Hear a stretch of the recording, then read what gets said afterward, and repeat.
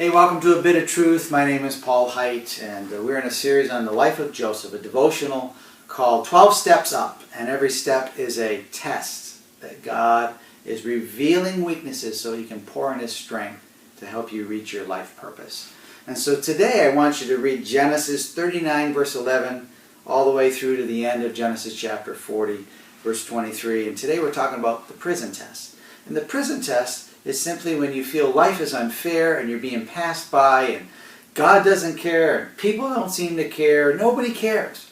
That's the prison test. And let me tell you something, prison test is a long test because God is trying to put something, add something to your character called perseverance.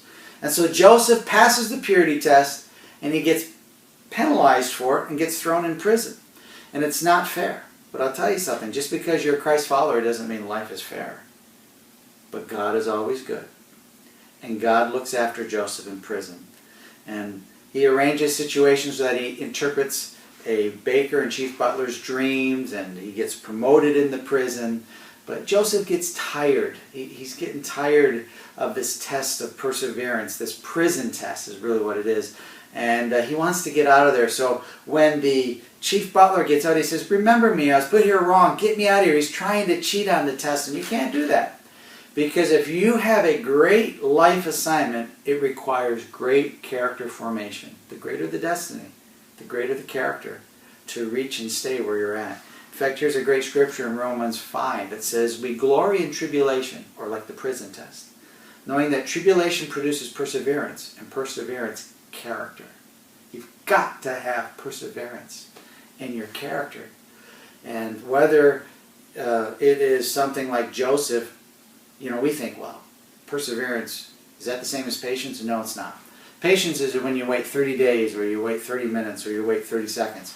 Perseverance is when you wait 10 years in prison like Joseph may have, or 20 years like Isaac and Rebekah for a baby, or 25 years like Abraham and Sarah, or 40 years on the backside of a desert before the call of God manifested in Moses' life. That's what perseverance is.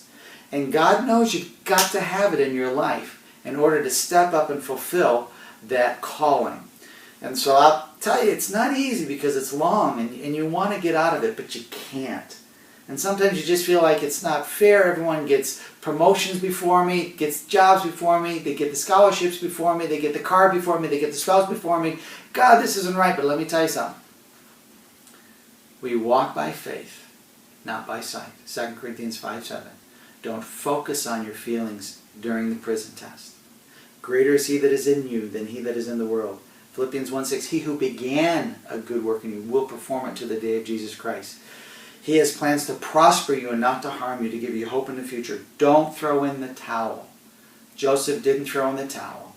And when the perseverance was a part of his character and intact, God brought him before Pharaoh and brought him into his destiny. And when your perseverance has come to its full course, God will bring you before your Pharaoh, and you will be promoted, just as Joseph, and you will come into that destiny, not only just to reach it, but to stay there and to be fruitful there. The prison test. It's terrible. It's painful, but don't rush it. It's all a part of God's providential plan for good.